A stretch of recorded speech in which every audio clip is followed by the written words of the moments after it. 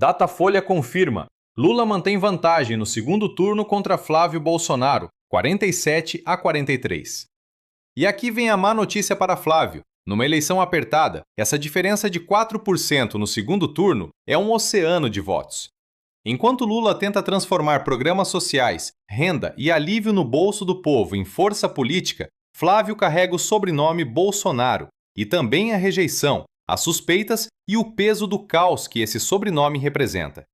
A direita achou que era só trocar Jair por Flávio, mas o eleitor parece estar fazendo outra conta. A gente tem que entender que o Flávio Bolsonaro ele estava em ascensão, né? Ele era a grande onda. Houve uma surpresa com o número que ele conseguiu atingir na pesquisa e o governo com muita dificuldade. Então essa história do Master, o Flávio Bolsonaro, ele reflui essa onda que existia de que Flávio Bolsonaro era o grande nome para derrotar Lula. Ainda é o nome mais forte para derrotar o Lula. Mas o Lula consegue abrir uma vantagem que, aos olhos do que era política antigamente, é nada, né? É nada. Mas hoje em dia, se a gente atualizar nesse país dividido ali, que as pessoas não mudam de opinião, quem é antipetista é antipetista, quem é anti-Bolsonaro é anti-bolsonarismo, e ponto. Essa é a diferença que decide uma eleição. Então a gente está deixando de trabalhar com grandes diferenças e passa a trabalhar ali com a micro diferença, essa que é importante. Então nós temos ali um patamar, chegamos a um patamar de estabilidade com vantagem agora para o Lula. Então a gente tem que esperar, eu acredito que essa pesquisa, pelo momento que ela foi feita, Marina, ela capta parcialmente o que pode haver ali de estrago do Jacques Wagner, apesar de eu ver muitas diferenças do ponto de vista eleitoral e não moral em relação a Flávio Bolsonaro e seus efeitos na corrida eleitoral. E aí, Beto Vasques, o que você me disse desses números? Aquilo que a gente vem falando desde o final do ano passado, né, Diego? A gente está diante de uma eleição que vai funcionar como um terceiro turno da eleição de 2022 contra os dois sobrenomes mais populares da nova república, Bolsonaro e Lula da Silva. Nesse caso, troca o Jair por Flávio, mas são esses dois sobrenomes, os dois com mais de 95% de grau de conhecimentos, uma coisa totalmente inusual, inaudita em termos de Brasil. A gente teve isso com o Bolsonaro e Lula na eleição passada, e agora o Flávio, por ter o mesmo sobrenome, consegue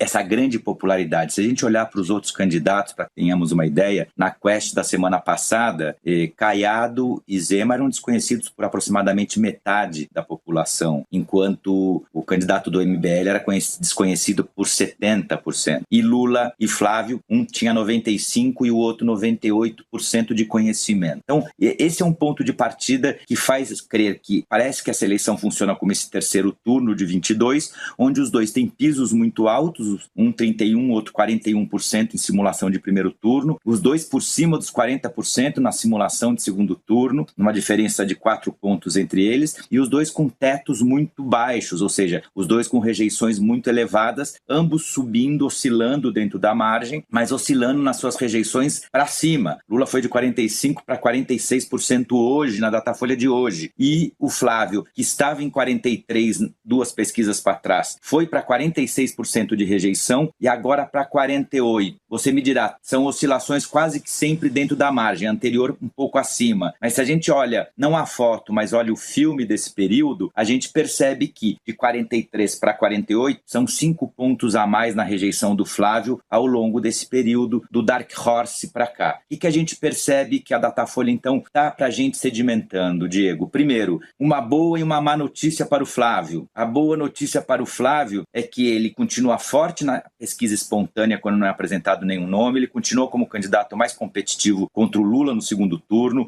os adversários dele à direita não chegam a 5% e ele está por cima dos 30%, mesmo depois de todo o episódio do Dark Horse, as consequências do tarifaço, etc. Ou seja, ele não tem adversários. A má notícia é que numa eleição que, como eu comentava, vai ser tão acirrada, essa pequena diferença que o Lula abriu para ele do Dark Horse para cá é uma pequena diferença numérica, mas numa eleição acirrada é um oceano de diferença. Então, essa situação coloca o Flávio numa tessitura, numa situação muito mais delicada, porque essa diferença é o suficiente para o presidente Lula ter uma tranquilidade, uma gordura para queimar durante o processo. Ele tem 4 pontos a mais no cenário de segundo turno, 2 pontos a menos de rejeição. Na Quest são 3 pontos a menos de rejeição e 5 pontos de diferença no cenário de segundo turno. Ou seja, é uma folga para o presidente Lula diante do Flávio. A gente pergunta, mas agora o que poderia estar justificando isso? A Datafolha apenas soltou alguns dados, mas a Quest da semana passada mostrou dados interessantes, que a aprovação e a avaliação do governo Lula tinham melhorado. O grau de conhecimento e aprovação do pacote de bondades do presidente Lula, desenrola e companhia bela, né, isenção do imposto de renda, estariam surtindo efeitos. Até uma hipótese que se aventou é que ou a comunicação do governo estaria funcionando ou que deveria ter um tempo de maturidade para que os eleitores percebessem os benefícios das políticas sociais para poder reconhecê-las. Eu, Diego, me permito aqui apresentar uma hipótese para a audiência.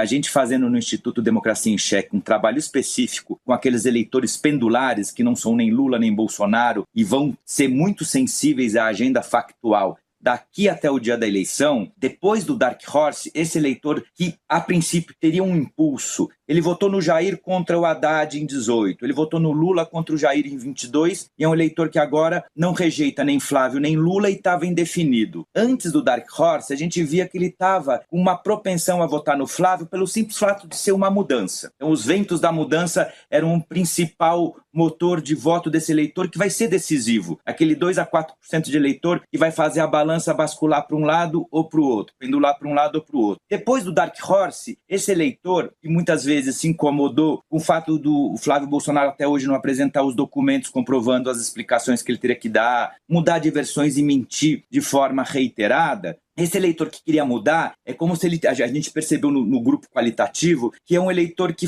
perdeu um pouco esse elan com a mudança. E aí, de certa forma, se ele tiver que continuar votando no Lula, ele vai olhar e vai ver o que o Lula está fazendo, entre aspas, de bom, para poder se auto-justificar e justificar para os seus por que ele vai continuar dando um voto no Lula, embora o governo do Lula não seja nenhuma Brastemp para ele. E eu acho que aí sim ele vai tentar olhar com mais benevolência os programas e o pacote de bondades do Lula, inclusive se inteirar e perceber como isso funciona na sua vida. Olha só como a política brasileira adora repetir novela, só mudando alguns personagens. Segundo a leitura da pesquisa Datafolha, a eleição de 2026 vai tomando uma cara muito clara. Parece um terceiro turno de 2022. Sai Jair Bolsonaro da linha de frente, entra Flávio Bolsonaro. Mas o sobrenome continua lá. Do outro lado, Lula continua sendo Lula, conhecido, forte, rejeitado por uma parte do país, mas ainda competitivo e com base consolidada. E esse é o ponto central. Não estamos falando de uma eleição comum. Estamos falando de 2 nomes altamente conhecidos. Lula e Bolsonaro são marcas políticas. Gostando ou não, todo mundo sabe quem são. Enquanto outros nomes da direita ainda precisam se apresentar ao país, Flávio já entra no jogo com uma vantagem: o sobrenome. Só que sobrenome ajuda, mas também pesa, e pesa bastante. Porque Flávio herda o eleitorado bolsonarista, mas também herda a rejeição, as desconfianças, as crises e aquela sensação de lá vem mais do mesmo. E aí entra o detalhe que pode decidir eleição apertada, a confiança. O Datafolha mostra Lula com 47% contra 43% de Flávio no segundo turno. 4 pontos. Parece pouco? Parece. Mas numa disputa acirrada, 4 pontos podem ser uma avenida. Ainda mais quando a rejeição de Flávio aparece crescendo no filme da eleição. Não é só olhar a fotografia do dia, tem que olhar a sequência. E o que essa sequência mostra? Que Flávio segue forte, sim, não dá para menosprezar. Ele é hoje o nome mais competitivo da direita contra Lula, mas também mostra que ele tem uma dificuldade enorme: convencer o eleitor que não é apaixonado pelo bolsonarismo. Esse eleitor do meio, o chamado eleitor pendular, não vota por devoção, ele vota por cálculo. Em 2018, votou contra o PT. Em 2022, votou contra Bolsonaro. Em 2026, pode votar contra quem parecer mais arriscado. E é aí que o problema de Flávio começa, porque mudança, por si só, até seduz. Muita gente pensa, vamos trocar. Só que trocar para quê? Trocar por quem? Trocar por um projeto novo ou por uma continuação do bolsonarismo com outro CPF? E quando aparecem crises, versões mal explicadas, documentos que não chegam, histórias que mudam, o eleitor do meio acende o alerta. Ele pode até não amar Lula, pode até achar o governo apenas razoável, mas olha para o outro lado e pensa: será que eu quero entrar nessa aventura de novo? É aí que Lula ganha fôlego. Não necessariamente porque todo mundo está encantado com o governo, não é isso. Mas porque programas como Desenrola, isenção do imposto de renda e medidas econômicas começam a virar argumento concreto na vida das pessoas. O eleitor pode não fazer discurso ideológico, mas sente quando a conta pesa menos, quando a dívida aperta menos, quando alguma política pública chega mais perto da sua realidade.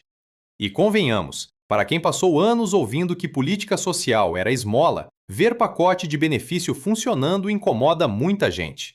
Principalmente quem preferia que o povo só aparecesse na eleição, apertasse botão e depois voltasse para a fila do esquecimento. No fim das contas, a pesquisa traz uma boa notícia para Flávio. Ele está vivo, forte e sem rival sério na direita. Mas traz uma notícia melhor para Lula. Ele tem vantagem, tem menor rejeição relativa e tem uma gordura para queimar. E em eleição apertada, minha gente, gordura pequena também sustenta. Ainda mais quando o adversário chega falando em mudança, mas carregando no ombro uma mala cheia de passado. A disputa está aberta, mas por enquanto, o recado da pesquisa é simples. Flávio tem sobrenome, Lula tem vantagem. E o eleitor do meio pode ser justamente quem vai decidir se o Brasil quer mudança de verdade ou só replay com legenda diferente.